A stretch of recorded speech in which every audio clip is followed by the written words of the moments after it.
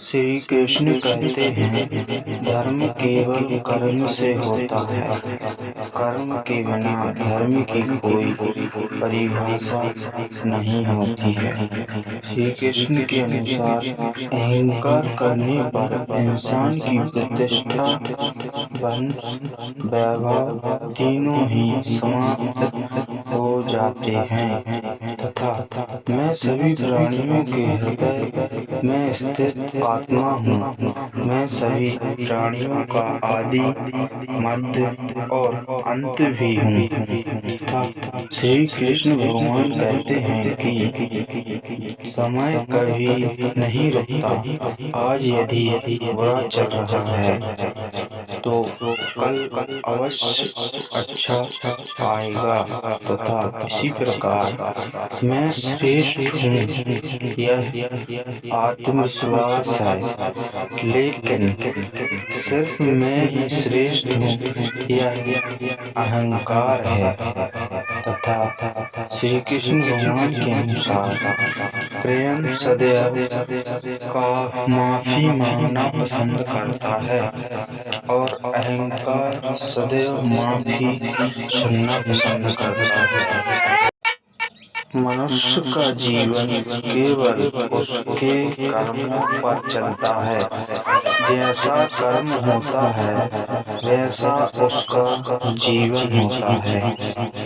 जो रास्ता ईश्वर ने आपके लिए खोला है उसे कभी भी कोई बंद नहीं कर सकता है तथा वह जो कभी इच्छाएं त्याग देता है, मैं और मेरा ही लालसा तथा भावना से मुक्त हो जाता है, उसे शांति प्राप्त होती है तथा अगर व्यक्ति शिक्षा से पहले संस्कार, व्यापार से पहले व्यवहार और भगवान से पहले माता पिता को पहचान लेता है, जिंदगी में कभी कोई कठिनाइयाँ नहीं आएंगी। विषयों का चिंतन करने से विषय की आसक्ति होती है, आसक्ति से इच्छा उत्पन्न होती है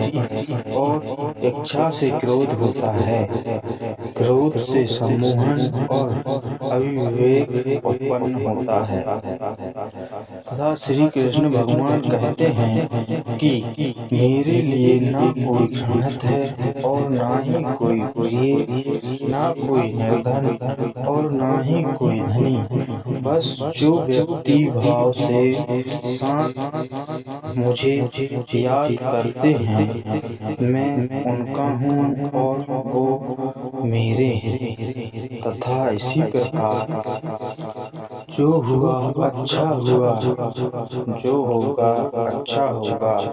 स्वयं को मुझ पर छोड़ दो, अपने कर्म पर ध्यान दो।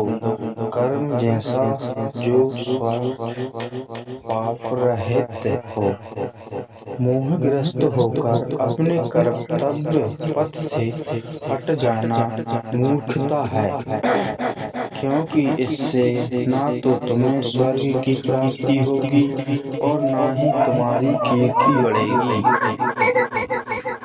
मेरे भी कई जन्म हो चुके हैं और तुम्हारे भी कई जन्म हो चुके हैं। ना तो मेरा अंतिम जन्म है और ना ही तुम्हारा अंतिम जन्म है तथा मन शरीर का हिस्सा है। सुख दुख का एहसास करना आत्मा का नहीं, शरीर का काम है। मन अपमान, लाभ, हानि, गम और खुशी सब मन का खेल है।